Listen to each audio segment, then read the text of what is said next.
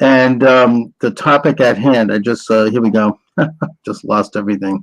It is the phenomena of communist and subversive people elected to the U.S. Senate in this case. Trevor Loudon is the author of Security Risk Senators, Part 1, Arizona to Massachusetts, and Security Risk Senators, Part 2, Michigan to Wisconsin. He's the author of several other books of like nature, filmmaker, public speaker from Christchurch, New Zealand for more than 30 years. Trevor has researched the radical left, Marxist, and terrorist movements and their covert influence on mainstream politics. Trevor, thanks for joining me today. Look, always a pleasure, Charles. Great to see you.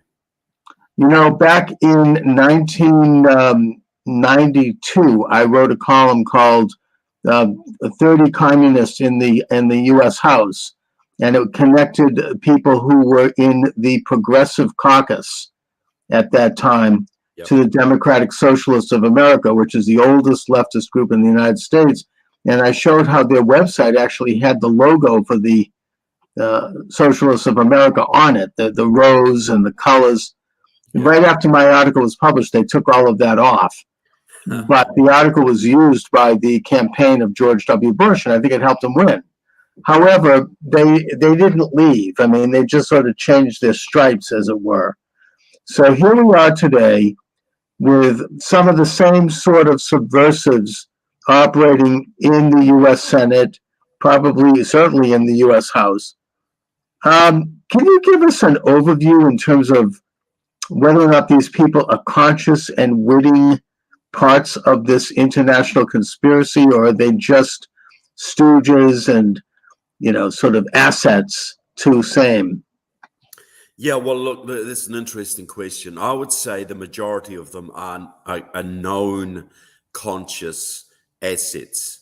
They're either very anti-American, they've sort of grown up in that, culture of the 60s and the 70s when it was cool to be pro-Viet Cong and cool to be pro-Sandinista and Fidel Castro, or they've been inveigled into business deals and seduced by money. Now, Iran uses a lot of money to entrap people, and the Chinese use money. So it's usually money or ideology, but they are pretty much conscious of what they're doing, and sometimes very, very conscious of what they're doing. Well, let's take a look at a couple of categories here. First of all, the money category is something that it seems like it's really corrupted American politics to a large extent, particularly emanating from communist China. It's not a secret at this point that that Joe Biden and his family accepted enormous sums of money, probably from China, certainly from other oligarch sources in the Ukraine and elsewhere. And thus you have a phenomena where you could argue that they are beholden to those forces. And even recently we saw Secretary of State Blinken meeting with China and basically saying that, giving a green light to possibly an invasion of Taiwan. So what is the cause and effect there, and who are the senators who likewise might be similarly compromised? Yeah, well, look, if you were Xi Jinping and you wanted to take on America, you could get a big trade war going, which would cost you billions of dollars and you might lose. You could get a $1 trillion shooting war going prematurely, which would be a very risky operation. Or you could spend a few $1 billion buying up American senators and congressmen. Which would you choose, to do your dirty work for you? Because, like Ratcliffe, who was Trump's intelligence advisor, said, 3 years ago, he said that the Chinese had compromised so many American congressmen, they could determine which legislation passed the House and which didn't. Well, the same applies to the US Senate. And on the Republican side, you see Mitch McConnell's family, which is deeply in bed, through his wife, Elaine Chao, with both the CCP and the People's Liberation Army. And Mitch McConnell went out there and deliberately sabotaged MAGA candidates in the last election and funneled money into their opponents, probably losing us the seats of Nevada and Arizona in the process. So that's on that side. But on the other side, you have people like Dianne Feinstein, who've been in bed with the communists for decades. She took 7 Soviet journalists around Stanford University in 1955, went to communist Yugoslavia in 1954, but she is the one has basically helped to get China into the World Trade Organization, which turned China from a fourth-rate power into a first-rate power. Made lots of money in the process, had deep relationships with Hu Jintao, stayed at his house, very, very close, and then was revealed to have had a Chinese spy working in her office for 20 years. And with a driver. Yeah. Well, that's what she said. Oh, he's just my driver. He was her office manager. He was getting Defense Department documents across his desk. He was his highest paid staff member, and he was directly related to the Chinese spy that was seducing Eric Swalwell on the House Intelligence Committee. Russell Lowe had relationships with Christine Fong, the spy that was working Eric Swalwell.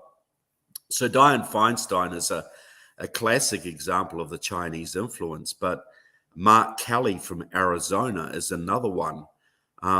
He met his wife, Gabby Giffords, not in America, at a Chinese United Work Front conference in 2002 in China, a CCP operation. He met his wife, Gabby Giffords, there. He went to several more of their conventions. He became heavily involved in several Chinese businesses, Alibaba, Tencent, Shaklee vitamin products. He was hawking their products as an astronaut from outer space. Can you believe that?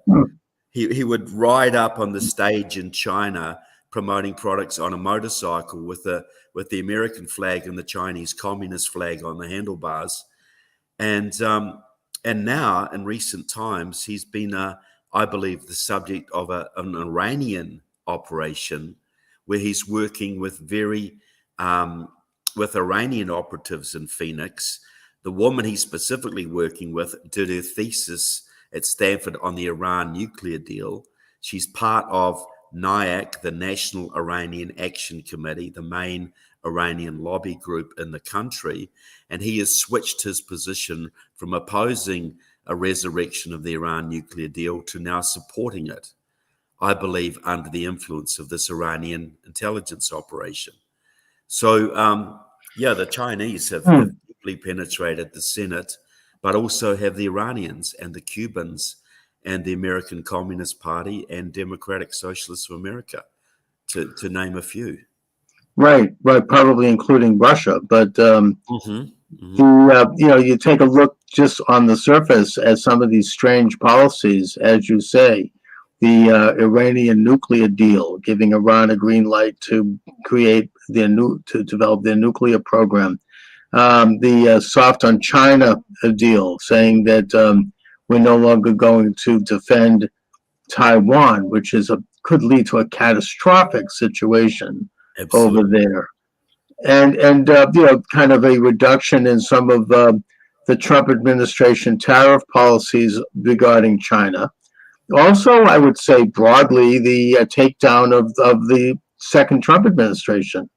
There does seem to have been some coordination there, possibly from China, maybe from other foreign sources. I don't have any specifics on that, but there were just some very strange things going on during that election and in the build up to it. Well, yeah, I think if you look at 2020, you had the Chinese COVID, and then the management of the COVID. You'll find all of the states that had the harshest lockdowns, like Massachusetts, like California, are all the states with the most Chinese communist influence. And the most union control, because the unions in this country are all affiliated, are basically mainly communist-led now, and they take their cue from communist China.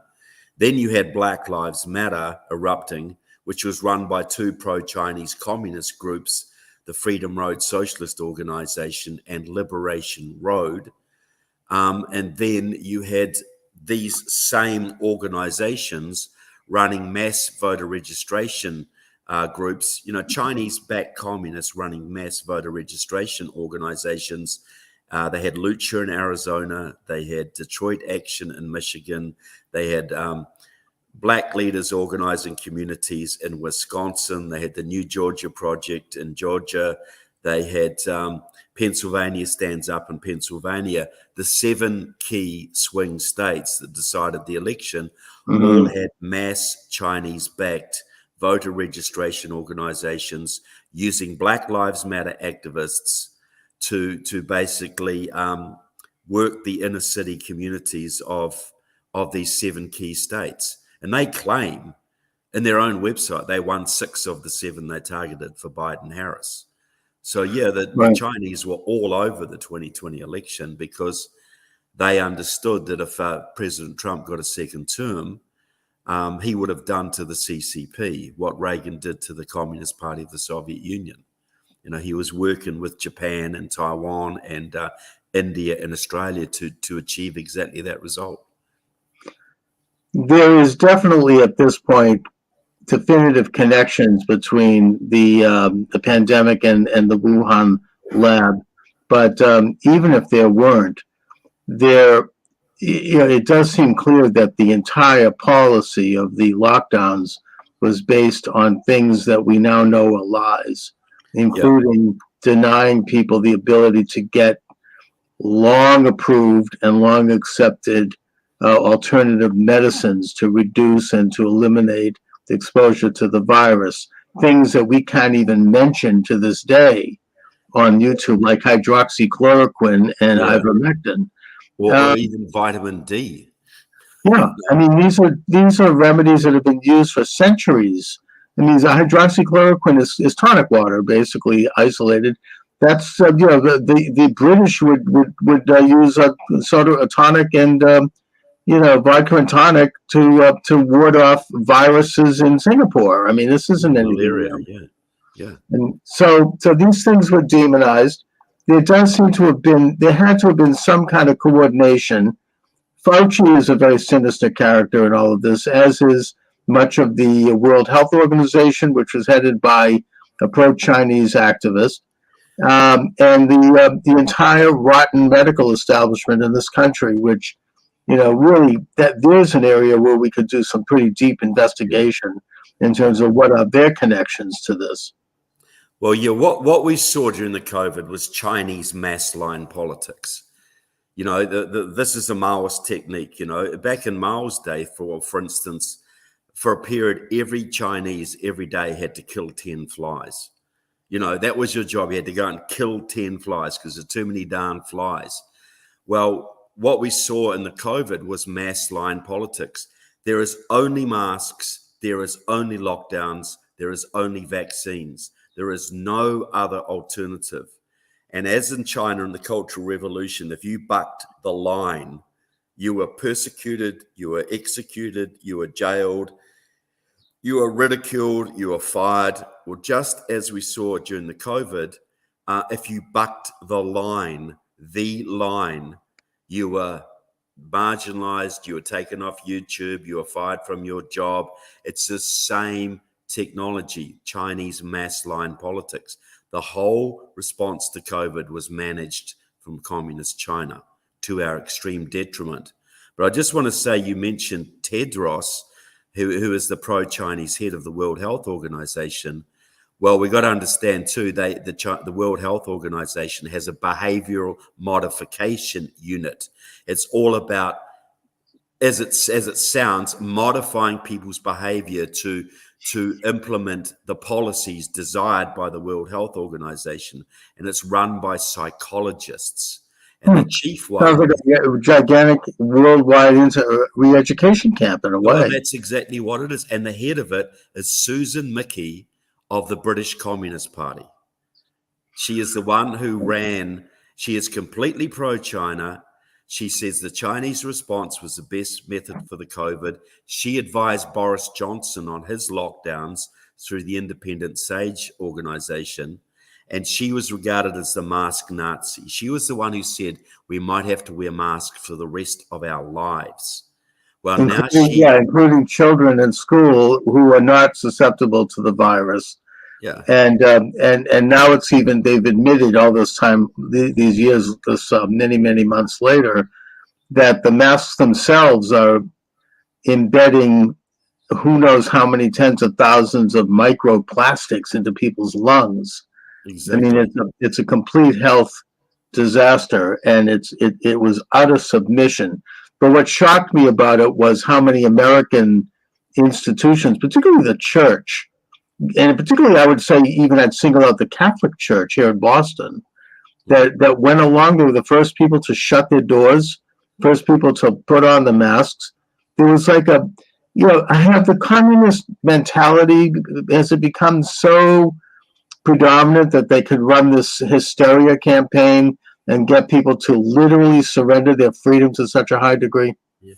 Well, look, Pope Francis, a Marxist, is deeply in bed with China. He effectively handed the CCP the control of all of China's Catholics some time ago. Mm-hmm. We see this, if you look at sport, sport is very woke.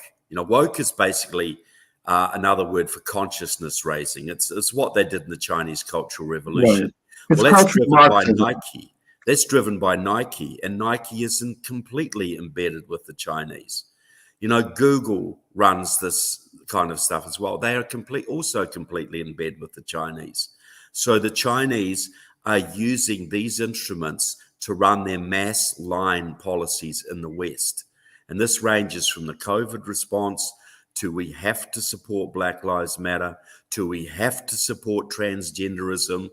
There is no alternative. If you don't support these things, you will be marginalized, you will be fired, you will be persecuted.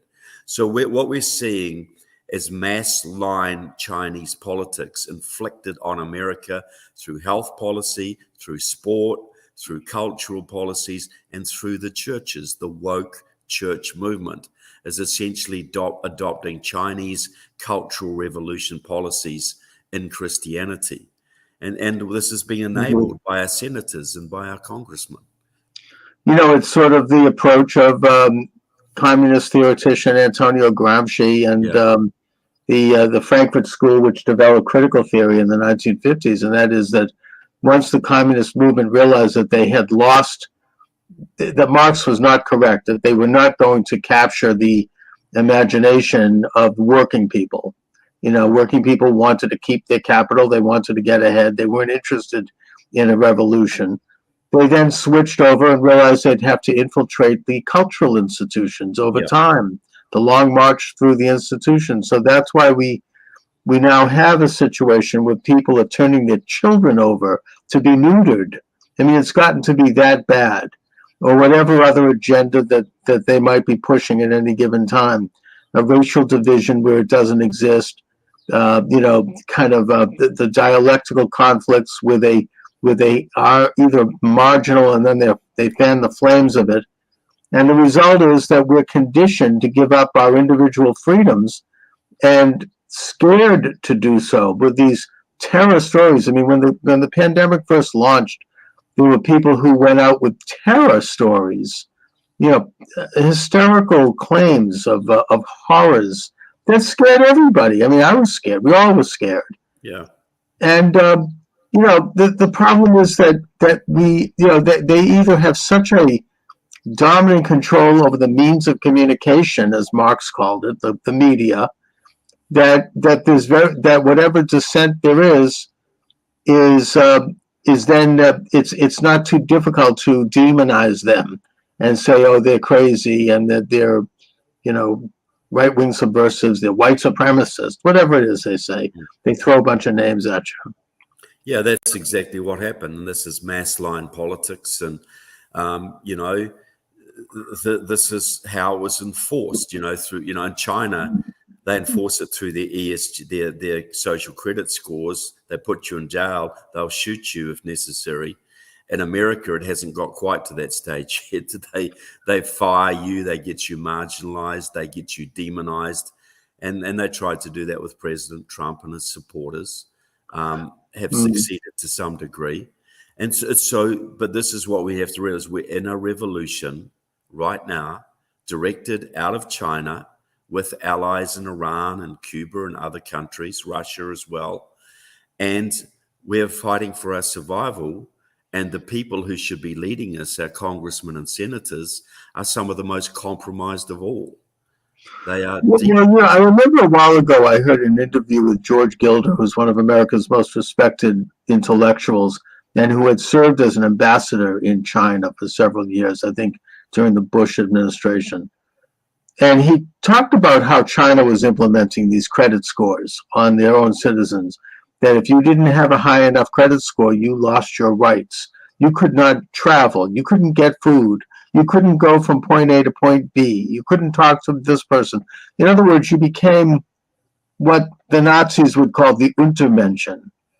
And he did predict that this was going to happen in this country, and that the vehicle to bring it to this country would be Google.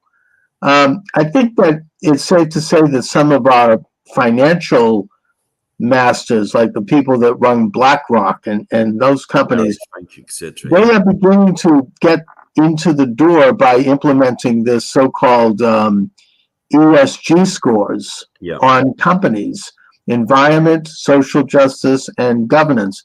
And they judge these companies, and you have big investment houses like Merrill Lynch and others who are doing investment based on these scores, as opposed to buying companies or investing in companies that might be making money. Instead, they're like, and that's why you get these very corrupted companies, like, for example, the company that ran these derailments in Ohio recently, in Palestine, Ohio, were able to, in a sense, get away with it because they had very good ESG scores, right? They hired enough black people, or they did this, or they did that, and nobody was looking at how they actually ran their operation. So it's an extremely corrupting element, but it's also quite scary in terms of the future, because that could and probably will eventually permeate into everyday life, so that you as an individual with your smartphone, which eventually could be replaced with a brain chip, actually, if Elon Musk has his way, it's going to have your social score. If you say something, and it's very arbitrary, you won't be able to get a bank loan. You won't be able to buy a car. You won't be able to function normally in our society. And that could even be further enhanced by the digitization of monetary units. Well, that's right. Your bank account could be cut off at any time. And another aspect of this is education. That's why Obama federalized student loans. Because now if you want to go to college and you want a student loan, you can only go to colleges who are ESG approved. Mm-hmm.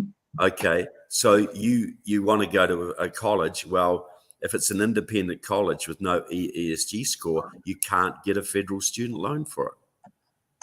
So therefore, you're funneled into woke universities, woke colleges. So this is another way this works, but it's all the same principle. Everybody's tracked. Everybody is measured by their compliance with government dictates.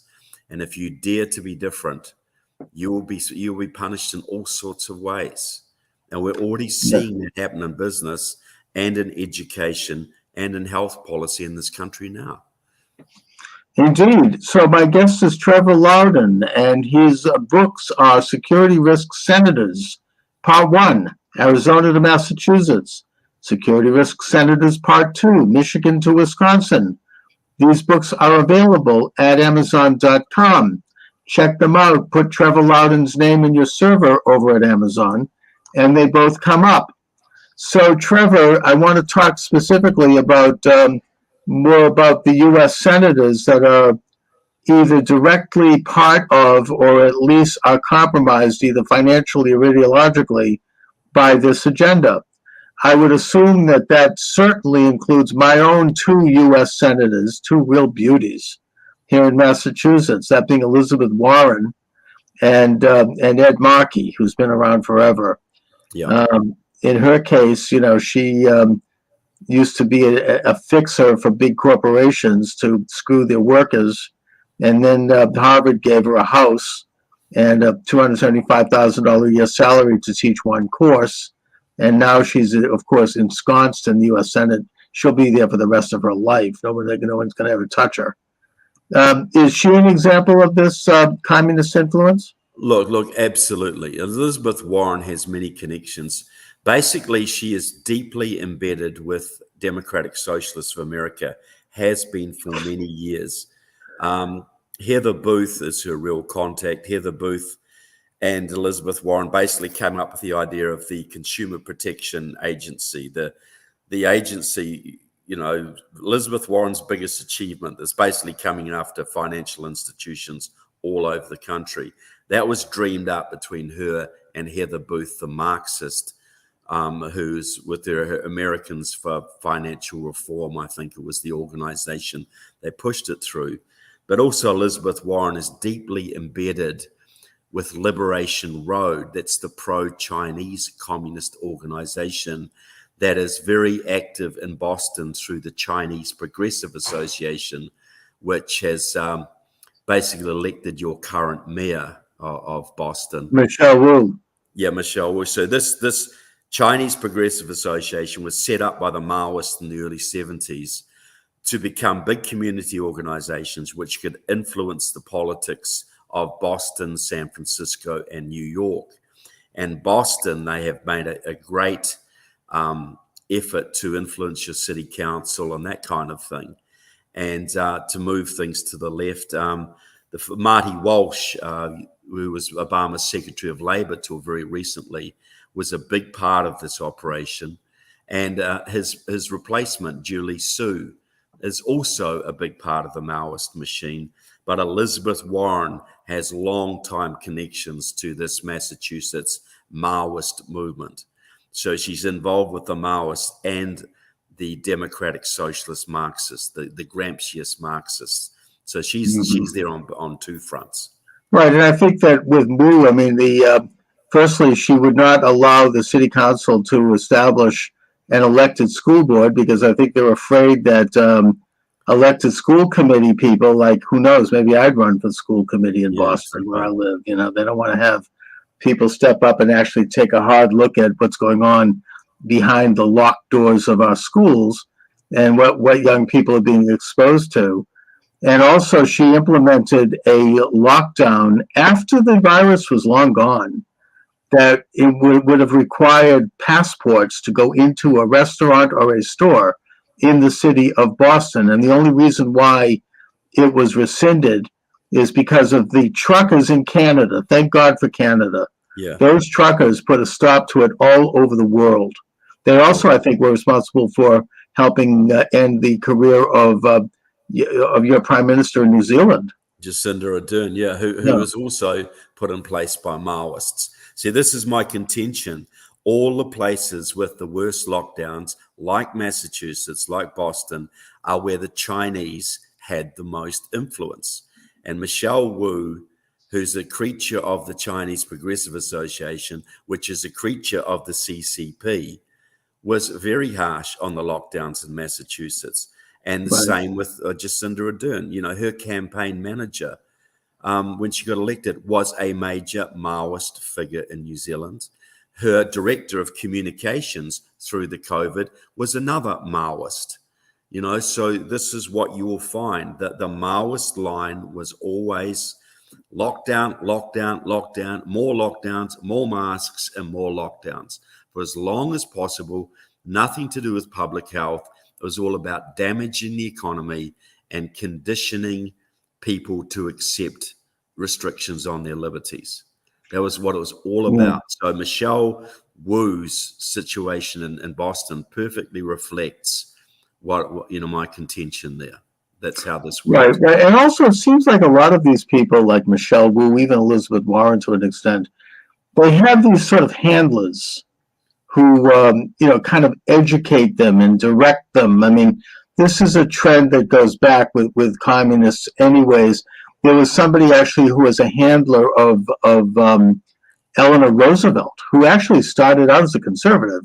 And Yeah. this, I forget his name now, but he was in the White House actually giving her communist instructions. Harry Dixon White, I think it was. No, Was it no, Harry Hopkins. Harry Hopkins, and according to her son-in-law, who wrote that divorced her daughter, but he wrote a book called My Exploited Father-in-Law, talks about how she was transformed, how she was kind of managed into becoming this radical leftist. And it seems like that's the MO. There's always somebody behind the scenes. In the Biden administration, it's this Monaco, she's like Assistant Secretary of State, and this other one, this Virginia, I forget her name, but there are these people who are kind of insiders who tend to mold and shape, and they often put up as front people.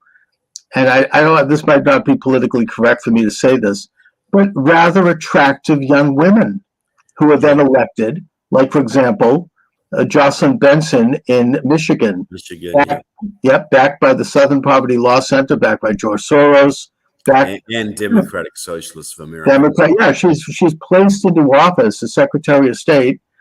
Very attractive, middle America, and she's there changing laws and tinkering with and covering up other situations that might create questions about voter irregularities in that state.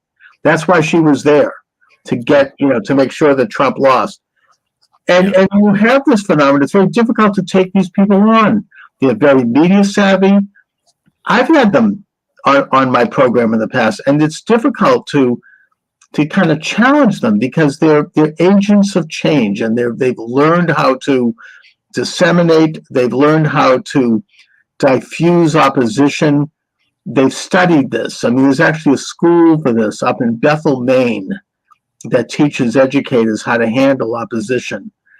And it's all psychologists at its roots. It's all this sort of conditioning how to manipulate the masses. I mean, it's how to create a mass movement. And I think a lot of it actually in modern times goes back to the lessons learned from the Nazis, from Hitler. They were masters at manipulating people and their emotions, and they would create a mass hysteria using methods. They would have these rallies where they would deprive people of sight, and they would control smell and sound, and there'd be bonfires, and then they would build this event with music and speakers, and women were fainting. I mean, it was like it created like this mass hypnosis almost. Yeah. And I think that they've learned those lessons and they've carried them forth. Well, that's right. That Stalin admired Hitler's use of these techniques, and the communists adopted them themselves. And if you look at the Obama administration, Valerie Jarrett was very much the handler for Obama, and still is, I believe. And and David Axelrod to some degree as well. But they used those psychological techniques in Obama's rallies.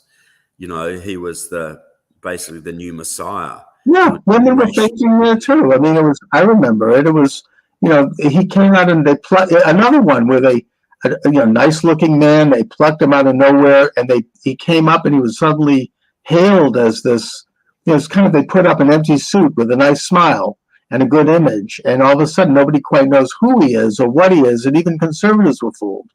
Yeah, many were, but these are the same techniques being used, aren't they? So we have to confront the reality. We're not in a normal situation. We're in a revolutionary time.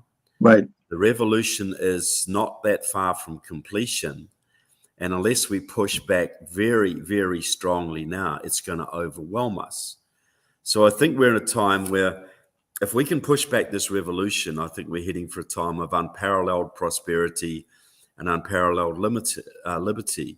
But if we succumb to this revolution being led by our own elected leaders, we're heading for North Korea, an America which will be North Korea with American surveillance technology forever. as Orwell said, a boot stamping on a human face forever.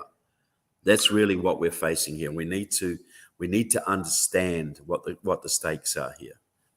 Well, there are small victories that we can look at that can change the paradigm. I mentioned earlier the Canadian truckers. If it Yes. hadn't been for the Canadian truckers, which shut down the economy of Canada almost, and which was spreading around the world, Australia, New Zealand, France, even Israel, you had people suddenly waking up and joining the strike.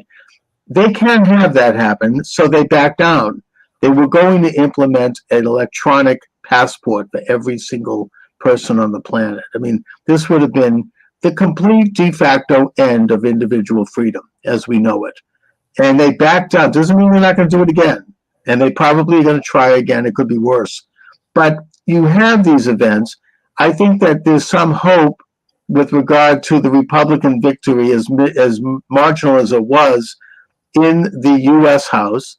There are some investigations of the corruption of the Biden administration, which is so corrupt that I don't think there's ever been as bad a level of corruption in history of the United States. It's worse than Aaron Burr, who actually led a sedition against the United States in Jefferson's time. And I think that those are somewhat hopeful signs that people are becoming aware. The boycott of Bud Light is a sign that people are not going along with the neutering agenda of neutering and castrating children. There is some. These are positive developments that people are becoming more conscious of what we're looking at right now. And not to mention the attempt to imprison the opposition by finding some flimsy charge and putting Donald Trump under arrest. I think that was jumping the shark for the Democratic Party, because I think most people know that this is like what they do in a third world country. Well, every time they charge him, his popularity goes up, Right. and he rallies the base. But this is it. Like, I travel all over the country. I speak all over, and everywhere I go, there are new groups springing up. There are new home churches springing up who are involved in politics. There are the Moms for Liberty groups. But everywhere I go, it's bigger than the Tea Party ever was. But you don't hear much about it because the media doesn't want to give it any oxygen. But it's there. People sat at home for 2 years with school-age kids, reading their kids' school textbooks, watching their kids' Zoom sessions, watching their cities burn, watching their elections stolen, and millions of Americans have finally confronted the reality they could lose this country. And we are seeing a big, big pushback that the left is having major troubles keeping a lid on. Major trouble.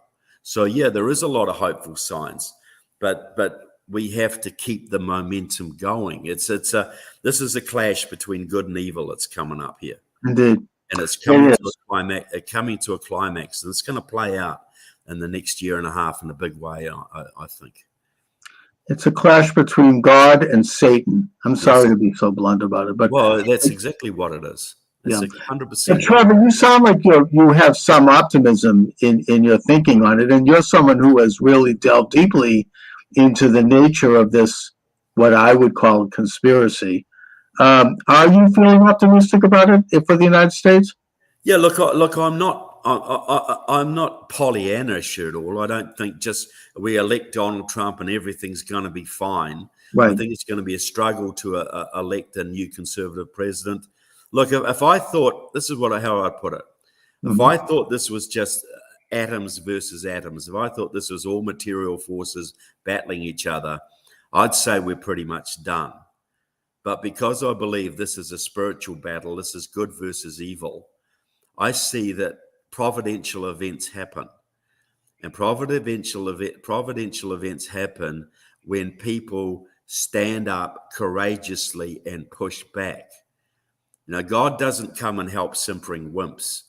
God helps those who stand up in faith and courage. Courage, we're only going to get out of this by telling the truth and being very courageous. but courage is proof of faith. Courage Indeed. is, faith is where you get your courage from. We can all say we're faithful. We can all say we believe, but the proof of it is when you actually stand up and put yourself at risk. That's proof. And that's when right. providential events start to happen. And we can all play our part within limited contexts. I mean, nobody can do, we can only do what we can do. And I respect the fact that some people have to keep somewhat of a low profile because, you're a college student, your parents are spending 75 grand a year. You don't necessarily want to wave a flag too high, right? I mean, or you just graduated and you're trying to get a job. I get that.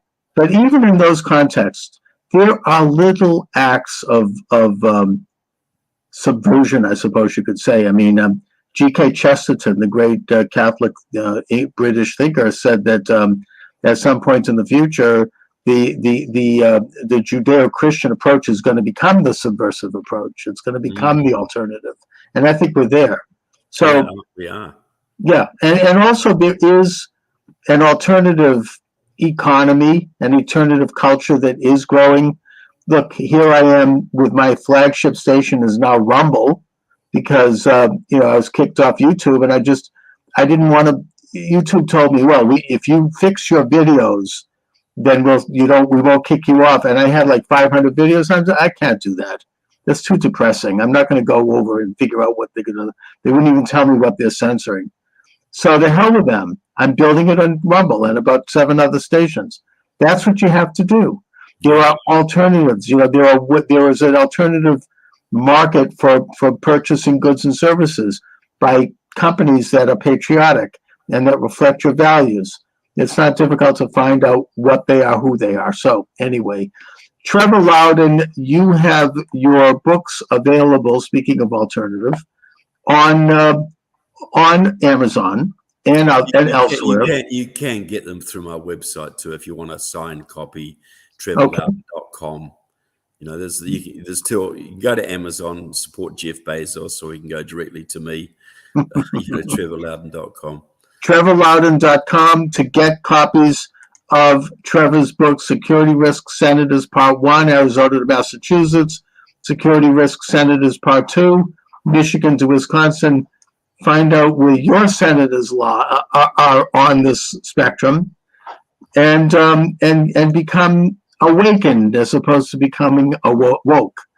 So, Trevor, thank you so much for joining me. It's always a pleasure. I really admire your work, and thank you, sir. Well, thank you. Feelings mutual, Charles. You're a real voice out there, so appreciate being on your show. All right, take care.